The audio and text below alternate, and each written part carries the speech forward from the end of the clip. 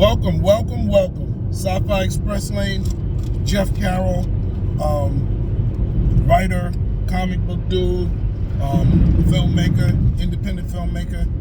I'm coming to you live on my way to Otaku Fest,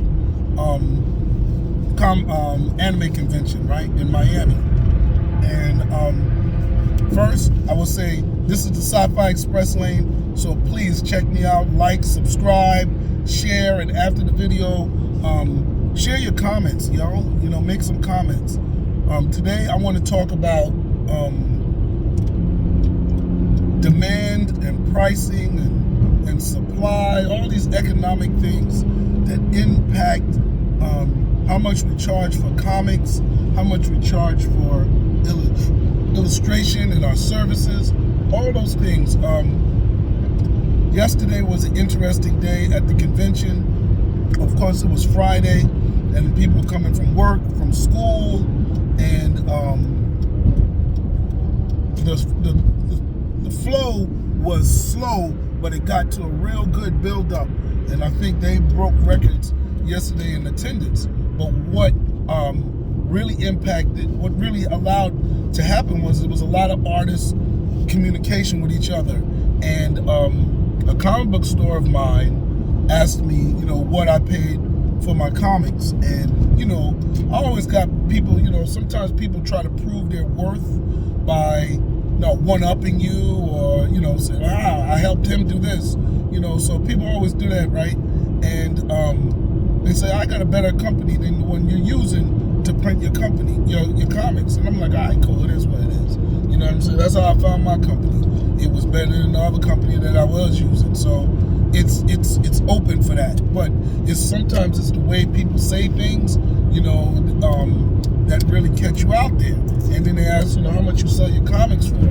I said, I sell mine for $8, right? I got a couple of variant covers that go for a little bit more, but they all high quality, better quality comics, better quality paper. The pictures and the colors look more vibrant on my paper than the comic book you get in the store, basically because I can't print for the amount that they get their prices for. So if you print 100 comics, you print 500 comics, you get a different price than somebody's printing 10,000 comics. And that makes sense. Your quantity decreases the unit cost, right?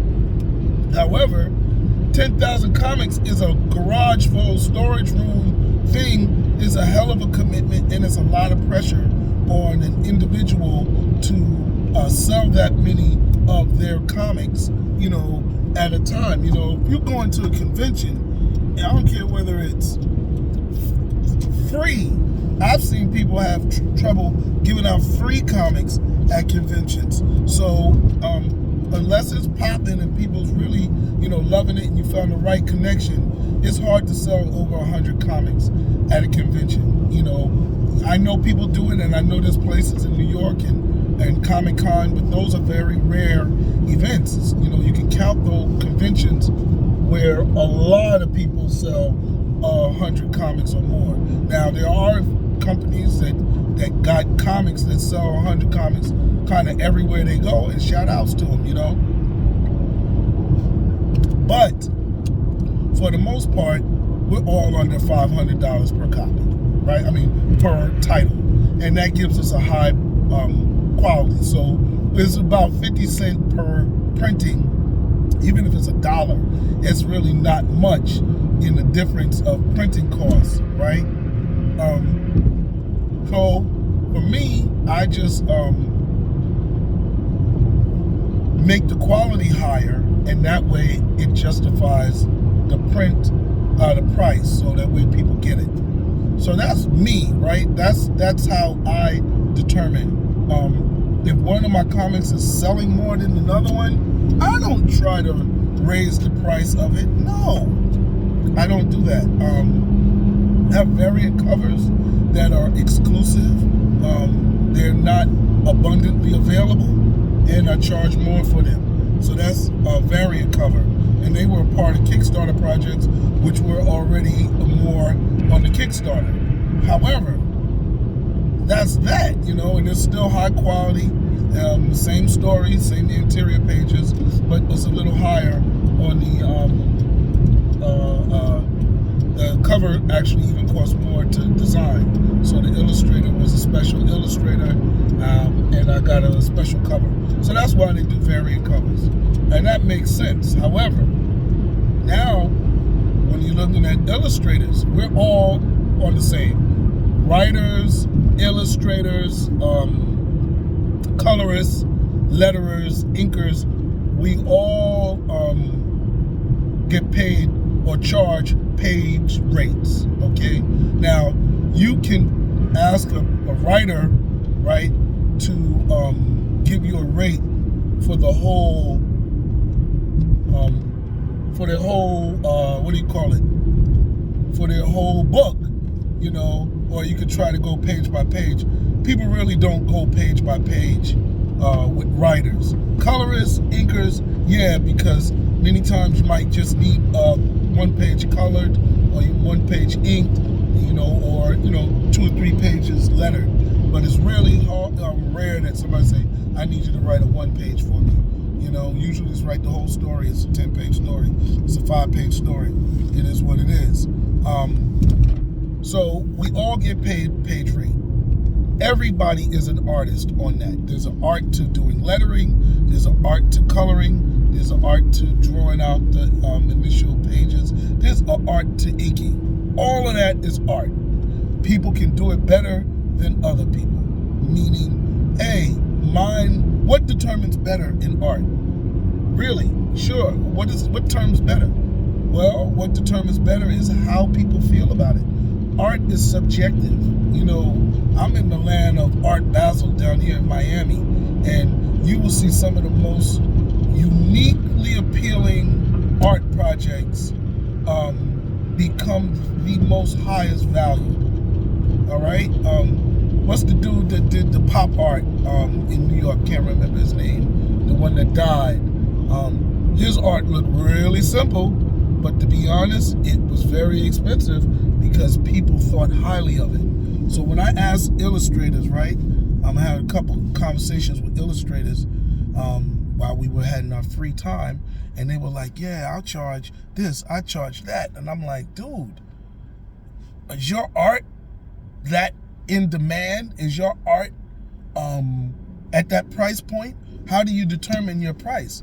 Now, mind you, there's an amount of time that goes into it that can factor in to how much it costs. But at some point, that's where Ford Motor Company came in and said, yo, we can do the same cars faster and cheaper. That impacted Mercedes-Benz and all these other ones that were practically doing custom cars. So now what do we do? Now what comes in? So now you have to compete price-wise with other production companies. So you may take a day, you may take 2 days, you might be able to draw 2 pages in a day. This is sequential art, or this is even cover pinups, right? But now you're competing with other people. So what determines your price? It's really hard, but shoot, a lot of it goes back down to how much it's worth. How much will people be willing to pay for it?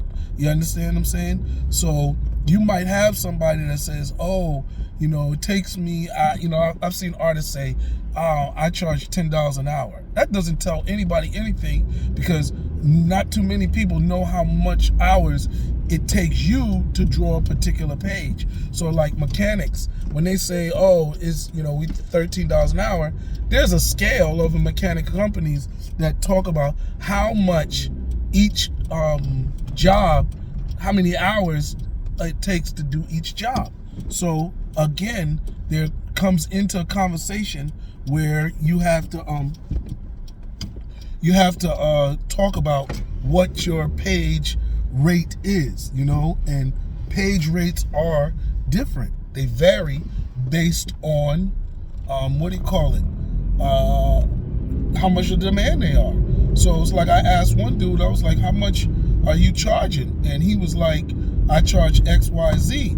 And then the thing is, I was like, well, how much do your Kickstarters make? How do people even make money off of, using you or make their money back when you charge a rate that your art isn't even getting back. Meaning, if I put your page up on Kickstarter, will it raise me $10,000? Will I be able to, put a goal up to cover your page rate? Would I be able to do that? So that comes into thing. People say, a lot of illustrators and a lot of people from international bid on American projects now. And yeah, most of my illustrators come from around the world. I use Cameroon, Africa, I've used Argentina, I've used Spain, I've used my main dude, Dominican Republic. I've used different parts of America because, to be honest, things cost in different parts of America just like they vary around the world. So, should there be an American standard price? No. Should there be a New York price? Possibly. You live in a cost of, where the cost of living is higher. So if I'm using somebody like my artist who's out of Argentina, maybe his rate is going to be different because the cost of living in that area is different. It all varies. All I know is they come into competitive pricing. Your pricing has to be competitive. Now everybody's talking about Mid-Journey and AI designs, and people say, "Oh, AI is design." Mid-Journey, I think, costs like $8. Some of them are less than that per month, and the design quality when it's portraits is stunning. It looks like a $800 portrait, a $800 digital portrait for $8 a month. And if you wanted to do it full time, you could do 100 pages, on Mid-Journey. People have done comics like that. I was thinking about doing a sci-fi comic like that, but yes, if I do, I may do it over the summer because I just have more time to do it. But yeah, that's art, yo. And then people saying, "Oh, don't use it." It just changed people's values towards their own art. You know what I'm saying? And it's very interesting. So again, I don't know. I just say like this: charge a competitive price. Don't get caught out there because art is subjective. Know the range. We have art standards for certain things. Can I pay as much as Marvel? No. Am I Marvel? No. I'm an independent company. My book, if I do 1,000 books, that's amazing. You understand what I'm saying? My books is in the hundreds. I don't even print that much. So that's a factor. Can I even afford to pay a different rate? So again, I don't know. That's it. Yeah, I'm gonna end this a little early because I'm about to pay to get into parking. But remember, like, subscribe, share, and comment. And then I think of comic book illustrations like supply and demand. All right, peace.